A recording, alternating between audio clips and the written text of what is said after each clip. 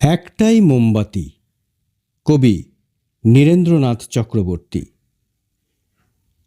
একটাই মোমবাতি, তুমি তাকে কেন দুদিকে জ্বেলেছ? খুব অহংকারী হলে তবেই এমন কাণ্ড করা যায়। তুমি এত অহংকারী কেন? চোখে চোখ রাখতে গেলে অন্যদিকে চেয়ে থাকো, হাতে হাত রাখতে গেলে ঠেলে দাও।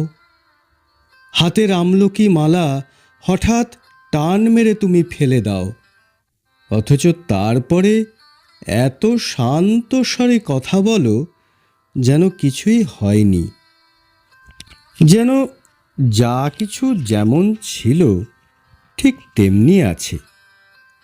খুব অহংকারী হলে তবেই এমন কাণ্ড করা যায়, অথচ এমন কাণ্ড করবার এখনই কোনো দরকার ছিল না। অন্য কিছু না থাক, তোমার স্মৃতি ছিল। স্মৃতির ভিতর ভুবন ভাসানো একটা নদী ছিল।